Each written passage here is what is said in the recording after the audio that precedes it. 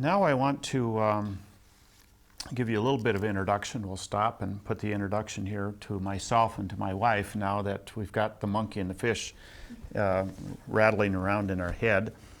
My name is Dwayne Elmer. I'm a professor at Trinity International University near Chicago in the state of Illinois in America. My wife and I, and I'll introduce her in a moment, teach in the PhD doctoral program at Trinity.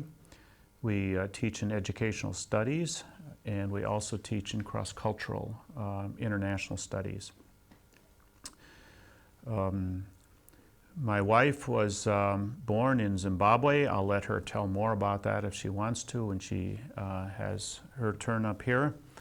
And grew up for the first 15, 16 years in Zimbabwe. Is bilingual, knows the local language. Her childhood friends were all black children, and her mother and father were very early missionaries in Zimbabwe. Her father died when she was 2 of typhoid fever and malaria. They couldn't get him to the hospital in time, and so he was gone early on, and then her mother stayed on for well over 40 years after that, still ministering in what was then Southern Rhodesia, then Rhodesia, now Zimbabwe. I, on the other hand, grew up in a farming community in southern Wisconsin, about 3 hours north of Chicago. And my friends were all farm children, and we just enjoyed each other and grew up in a very kind of farming community. My father was not a farmer, but everybody around us was a farmer. And both of us have had university training and Bible training, and both of us have traveled extensively. I've traveled in about 80 countries, done work in many of them with teaching and so on. I taught in South Africa for 4 years, actually for 5 years, 4 years at one time and then later for 1 year. Our children, our 2 sons were born there. They now have given us grandchildren. We have 4 grandchildren. My wife was director of child survival and health education in 3 continents for an organization called World Relief Corporation.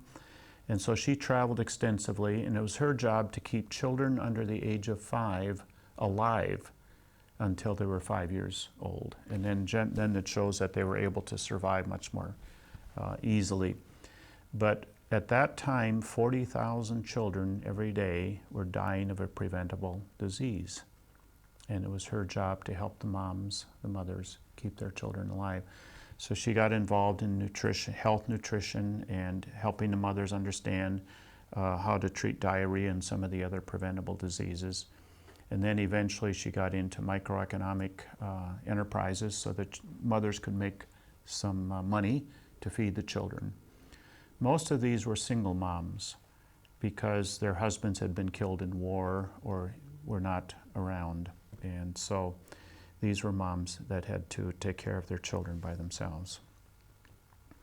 And then eventually God settled us into the United States, and there we have been involved in education and cross-cultural communication for the last 40 years or so, while doing all of these other things as well. Well, if you want to know more, you can ask us as well, but that was our background. And now we're doing more of this kind of work, training in a variety of countries. Now, at this point, we'd like to start with some pictures to show you about how cross-cultural communication can be visualized. And this is the chart. Sometimes we learn best by seeing something, by visualizing it, and so this is crossing cultural boundaries. People grow up looking very much like the cultural background in which they were raised. If your cultural background is square, you turn out to be square. If it is round, you turn out to be round. We look like our parents' history or whatever the culture was that we grew up in. It's just the way it is. We also assume that everybody's that way. but we know that that's how we are. We don't even think about it, it just happens. When you leave behind the safety of your own culture and enter another, you do not leave your cultural baggage behind, you take it with you. And you may feel like the proverbial square peg in a round hole. So when we leave our home culture, our square culture, and enter into another culture, we don't change. We are the same.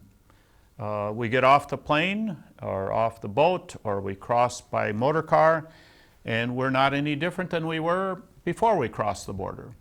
So now we are still square, but we're in round culture. Now the question is, what happens next? And this graph continues.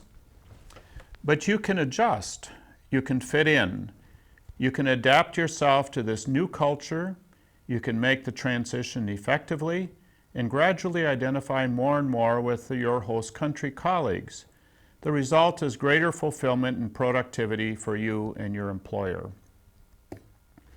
Over the years, when Muriel and I were doing work for multinational corporations, this is where we would start out.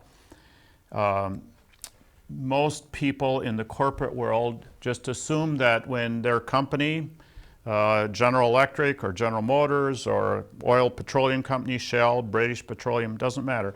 Most of their employees just think that if I go over there, those people are just like me, except they wear different clothes and they eat different food and they speak a different language, but we're really the same. And they make that assumption. And then they find out, whoa, we're not the same at all. I mean, they don't think the way we think. They don't make decisions the way we think, the way we make decisions. They don't respond to problems the way we respond. They don't handle time the same way we manage time. Everything over here is different. Now, one of the things that's important to understand is that many of us, when we experience differences, if it's different, it's probably wrong, or it's not as good. So what we do is we try to change you to look like us, because you'll want to be better, won't you? If you look like us, then you'll be good and better and right. So Vitaly was telling us earlier today that in heaven we're going to speak Russian. See, Russian is the language of God, the language of the angels, see?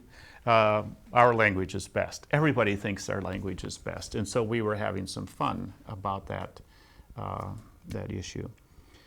But it's typical for everybody to think that their way is the best way. The word in English that we give for that is ethnocentrism. Egocentrism is my way is the best way. Ethnocentrism, our way, is the best way. Our way is superior. And everybody should want to do it like we do it. Well, that's sort of the situation now as we move farther into this chart. There's one person here who acts this way in another culture. This person would be very egocentric, very ethnocentric. My way is the best way. I don't have to change. I shouldn't have to change, because if my way is the best way, why should I change? Makes sense. There are others, however, that say that my way isn't the best way. It's one way. It's a good way for us in my country, in my culture, and we like it, and we communicate pretty effectively, and we get along pretty well, and so on. But in another culture, I should be more like them, because their way is also a good way. They like their way. They're proud of their culture. They're happy being who they are. And so maybe I should fit in more. Maybe I should change. And so this person takes a different approach. And you see the little changes that happen here? Gradually from yellow to maybe more orange. We mix yellow and red together, orange. We lose some of the edges. Here more red, more edges are gone. And pretty soon quite red and more round. Making the adjustments. Now, some people will say, why does this person still have some edges? Because nobody ever loses their home culture. You can never adopt completely to a new culture. You always have some of those values, some of those ways, traditions that you want to keep. And those are good to keep. They're part of who you are. They're part of your heritage. It's fine to hold that and keep that. Now, I have a question for you. Actually, I have several questions, so be ready. This person decides that they like who they are and they shouldn't have to change because their way is really quite a good way. How do the Round people in Round culture interpret this person? What do they say? What do they think about that individual? Most likely he would say that he's arrogant. They would look at him that he's the wrong guy and his culture is a wrong culture. And since he represents all the culture, all other people who's like him is the wrong people. Mm-hmm. So that can create up to the national war idea. That's what some of the war starts with this, what I heard. So. Okay, other observations? Olga? I think they will consider him to be ill-bred, to have bad manners. Mm-hmm. All right. Anyone else want to comment?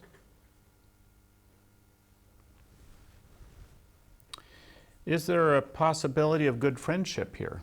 Go ahead. Well, I don't think so, since the new culture would interpret him as self-conceited, arrogant, thinking of himself as the best. I don't think there is any possibility. Well, there might be some possibility if he changes. Otherwise, no. But probably only surface friendship. Absolutely. Not no very heart-to-heart issues. Nothing like that. Yeah. What is this person, the yellow square-headed person? What is the assumption that that person is making about friendship? If there's going to be friendship, then what do you think? On what basis will there be friendship for the square-headed person? Well, that other culture's representative needs to change, and it's not going to be friendship in the real sense of this word. It's going to be just acquaintance. That's it. And if they're business partners, it's going to be just business and the communication on that level only. So the assumption here is if we're going to be friends, you, round-headed people, must look like me, must talk my language, speak the way. And if not, then we have just a very superficial relationship. We do our business and we go our separate ways, but there's no basis for real deep friendship, for a strong relationship that will be solid over the years. So there's a very powerful assumption. Now, the assumption that the round-headed people have is if you're going to live in our culture, you should become like us. Maybe not every way, but at least make some adjustments. I know some people, for example, that came into South Africa, and the South African English would say, rather than saying tomato, as we would in the US, they say tomato. Some Westerners would not say tomato, because we say it tomato. You see, and I'm saying, oh, really? You can't make that much adjustment to fit in. And for them, they were holding on to their squareness so tightly. Well, even if you're going to do business, it will be hard to have much trust here in that situation. If you're going to be there to do a Christian kind of ministry, it will also be very difficult to have much ministry because there's no trust. There's no ability to effectively communicate, to sit down, to have a relationship of some depth and some meaning. Well, let's take a look at this other situation then. What would the people in the round-headed culture be interpreting when they see this person changing and losing their edges, losing their something of their home culture to become more like the brown culture, what do they think then about such a person? Igor? I think they will think that this person really respects our culture, he respects us, and he is able to change, and we can make a good friendship. Mm-hmm. Yes. Okay, very good. So there's now the communication of respect, that we have the possibility of a good friendship, a good relationship, something that will be strong and that will endure. What other observations might you make then? What other things might they think about this person?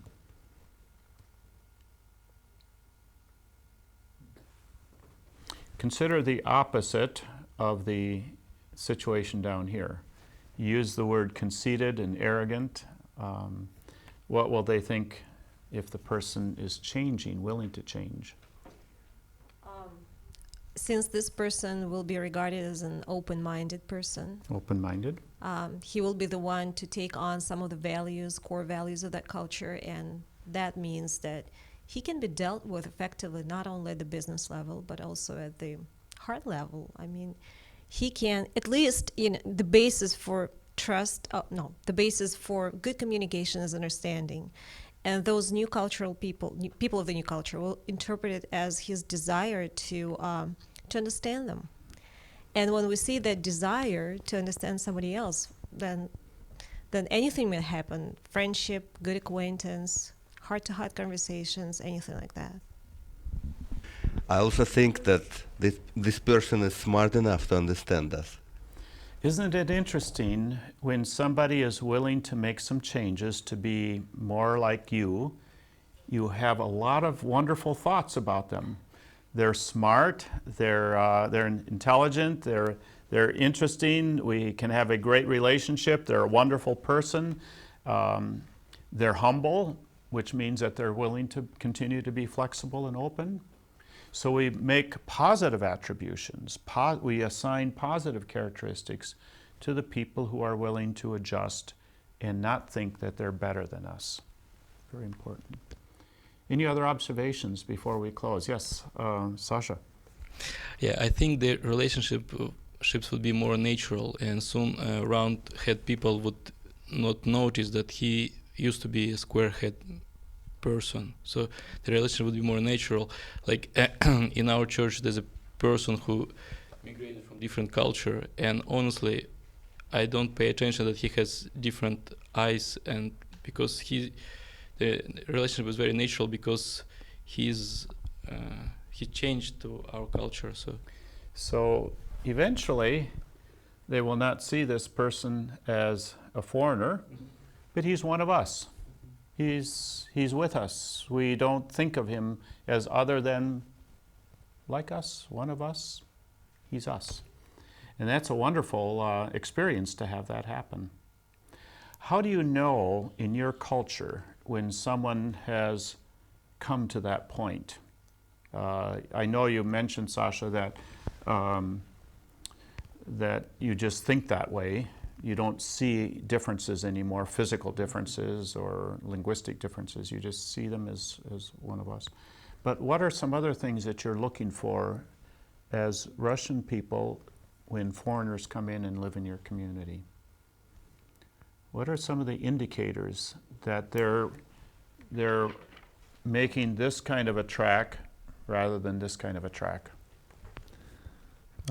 It's interesting. People start to wear the clothes that everybody wear, and that's the easiest part to change, just to buy another shirt and some other trousers, we have some or dress or blouse, or. We had even some funny acts on the fax there. My friend is a missionary. He was in Moscow, and he everybody Russian in the winter wear the forehead.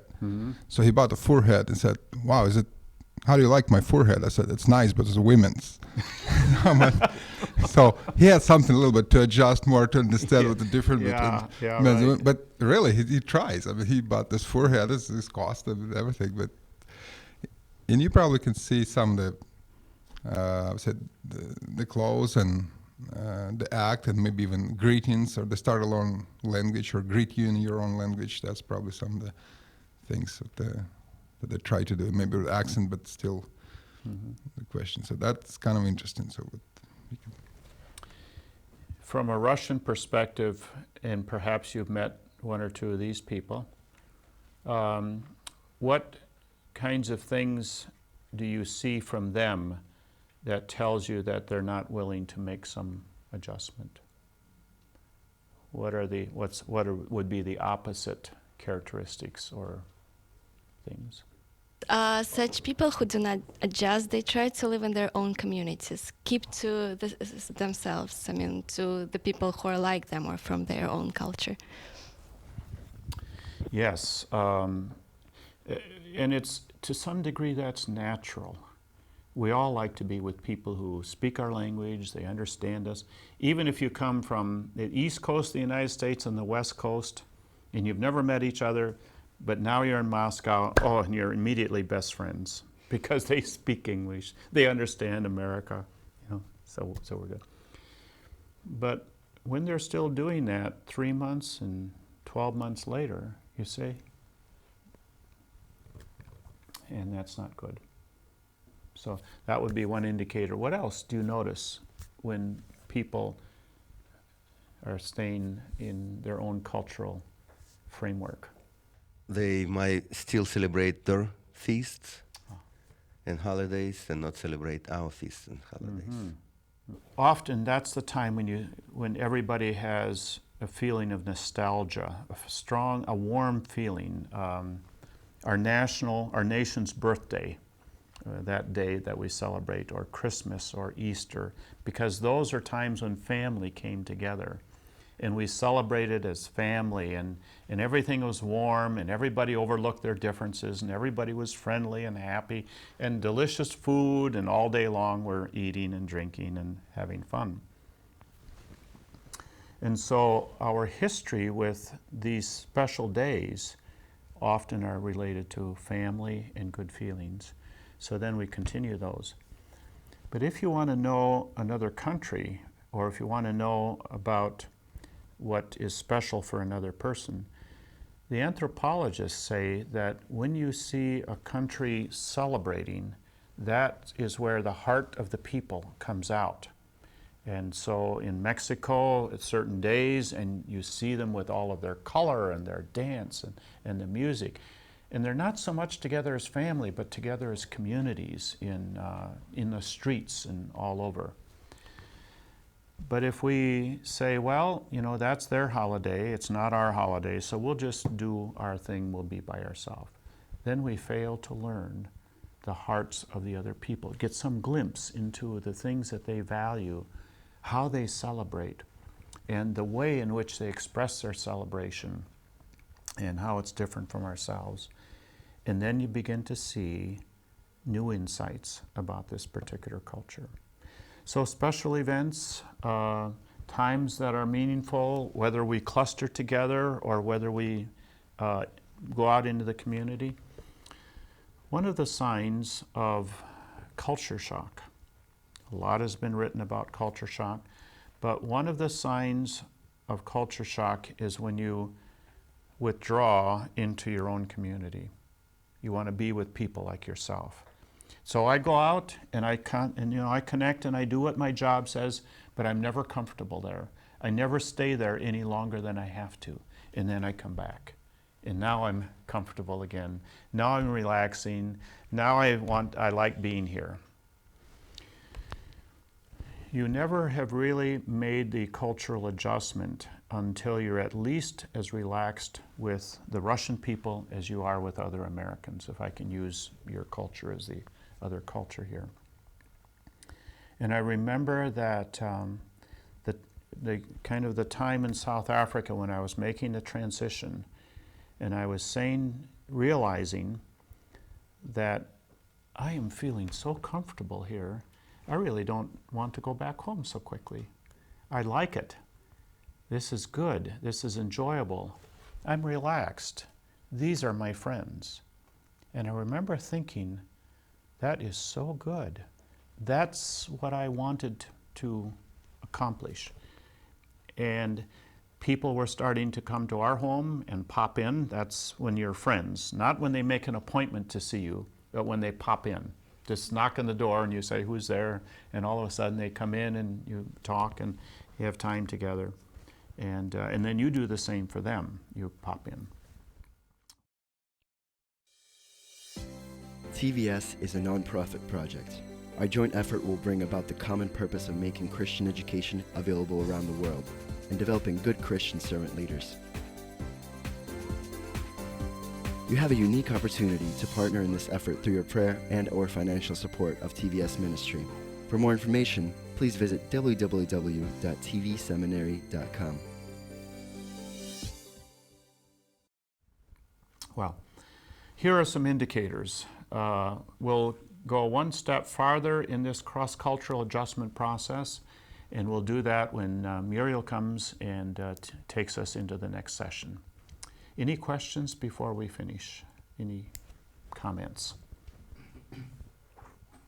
Yeah, I have a question. You mentioned that some people can be bilingual. And is there such a thing like bicultural, so they can be round-headed and square-headed at the same time because they somehow grew up in different cultures and or still they cannot change or something? Yes, I think most children who grow up in another culture are bicultural. And so, but they call this the third culture person. TCK, third culture kid, is what we call it in the United States. And the same word is bicultural, so they're referred to the same person. So very often these third culture kids are bilingual. They think somewhat in this culture, they think somewhat, this culture, they have these values, but also these values. And if they're in this culture, they live this way and think this way and speak this way. If they're in the other culture, then again the same. The problem is most of them don't know where home is. You say, where's your home? And they say, well, I don't know. Because when I'm here, this is home. When I'm here, this is home. Some who have been military children and maybe lived in 5 cultures and learned a number of languages, it's very difficult for them to even identify who they are. To know my identity is difficult because this is my identity and this is my identity. So in reality, they tend to think of themselves now, their identity is that they're multiple identity. They're a mixture, and the identity is some kind of combination of all of these. But it's very difficult for them to think of home because they don't have one home. I should mention, and this gets at your question, thank you, Sasha. Look what happens now if this person, well, let's say that you have been successful and you've made the adjustments, and now you go back to live in this culture. Now what? Tell me what the issues are there. I remember in the course that I took from Paul Hebert, and he said when the missionary kid came from mission field after 10 years, he said, just treat your own people just like another tribe. So he said... and that's the case too, because now this is who you are. This has become your identity, and you still have some rough edges which are part of your historic identity, but now you are in a new culture. But most of us think we're going home. Now, if you're not the MK, because the MK will be round, much more round. But if you're the missionary and you still have that mixture of square and round, and you go back into square culture, you say, oh, I'm going home now. It's going to be wonderful because I'll just fit in perfectly. Is that what happens? Usually not, and I think it's, I know, I just feel myself, I live in another country for several years. Then I came back home, I thought, okay, this is my people, this is church, I was a pastor here and everything. And I realized it took me about 8 months to just understand the information field the people lived in, what they smile from, what they laugh or the cry from for the last 4 years that I wasn't there. So when I speak terms, I might not understand why they left in some. Even there are people I live with them longer before I left the country. So it's really I have to learn them new again. All these 4 years somehow, and it takes me several months to understand what happens in their understanding and life during this time. It's exactly right. You think you're going to be comfortable. You think everything's going to be exactly the way you left it, but it's not. Everybody has changed. Now you're the outsider. You're almost, not exactly a stranger, but almost a stranger. But this is called reverse culture shock. You experience culture shock going back home if you have been effective in adjusting to the other culture. If you haven't been effective adjusting, then you'll probably fit in. Igor. It reminds me the saying that you can never enter the same river twice. Water is gone. And for me it was quite painful because I didn't expect this change. And I was not prepared for it. And although I learned about this, but it was painful like something hit you in the back. It's confusing. It's hard because you expect people to embrace you and all of your friends will be happy to see you and they'll want to hear everything that happened to you when you were outside the country. And they say, okay, you have 3 minutes in church to tell us about your 5 years in America or wherever. And you say, whoa. Where, and so it's a harsh, difficult adjustment to make. But they have no idea what you experienced. You become a very rich person because now you're not just one culture, you're two cultures. Most of us think of that as becoming a richer, better, more whole person because now you understand more of God's world, more of what God has given to the people of the world. And you realize that the way in which you see the world is really quite small. And then you learn another culture, another language, and the world is really quite much bigger. And as you travel, you realize God has given wonderful people and wonderful differences if we can embrace these differences, understand them, work with them, and grow together in God's world. Any other observations or thoughts or comments before we close? All right, we'll finish this session and come back for our next session in a minute.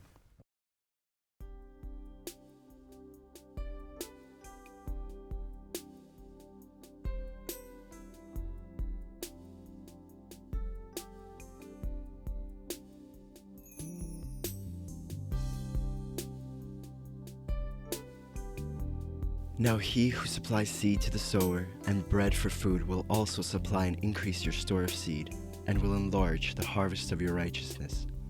You will be enriched in every way, so that you can be generous on every occasion, and through us, your generosity will result in thanksgiving to God.